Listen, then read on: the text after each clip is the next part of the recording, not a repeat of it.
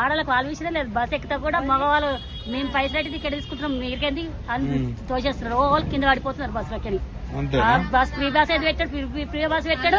Gas law, పప్పులా, బియ్యంలా, నూనెలా అన్ని పెంచుకున్నాడు. వాడు ఫ్రీ బస్ పెట్టిన లాభం ఏం లేదు. 2500 వస్తున్నాయా? మాకు 2500, 25 రూపాయలు కూడా వస్తున్నాయి. అయితే ఈ 2500 ఇట్లా ఇవన్నీ ఇచ్చి మిమ్మల్ని కోటీశ్వరాలు చేద్దామని చూస్తాడట.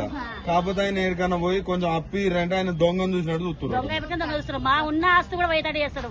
మాకు గుండె భూమి కూడా పోయేటట్టు అయిపోయింది. మాకు వచ్చేది ఎందుకు మాకు అన్ని పిరవైనాక మాకు మెడికల్ తింటాం. ఈ కష్టం చేసుకుని నలుగురు ఉన్నారు అక్కడ బతకాలంటే ఎట్లా బతుకుతాం? ఈ 10 రూపాయలు కూలి చేసుకుని ఎట్లా బతకడానికి వస్తుంది? సరిపోక ఉన్నదే గుండె భూమి అమ్ముకునేటట్టు అవుతున్నాం. మళ్ళీ మహిళలు ఓట్లు వేస్తారు. వాళ్ళ మహిళలతో మేము గెలుతా ఇప్పుడు ఓట్లు ఏమని రమ్మను అందరు చెప్పించుకొని కొడతారు మహిళలు. ఎందుకట్లా? అట్లా మోసం చేసినాడు కదా అందరికి. అంత కోపం వస్తుంది చెప్పి తీసుకొని కొట్టే. మాకేం చేసినాడు? ఎవరికి ఏం చేయలేదు. గరీబ్ వాళ్ళకి అస్సలే వేయలేదు. ఉన్న వాళ్ళకే పెట్టుకున్నాడు. లేని వాళ్ళకి ఏమి ఇవ్వలేడు. డబుల్ బెడ్రూమ్ ఇచ్చారు. మాకు ఏం లేని వాళ్ళకి ఏమి ఇవ్వలేదు. మాకు ఊర్లో భూమి జాగలేదు. మాకు ఇక్కడ భూమి ఇల్లు మీదే కష్టం చేసుకుని బతుకుతాం. తులం బంగారం వచ్చిందా?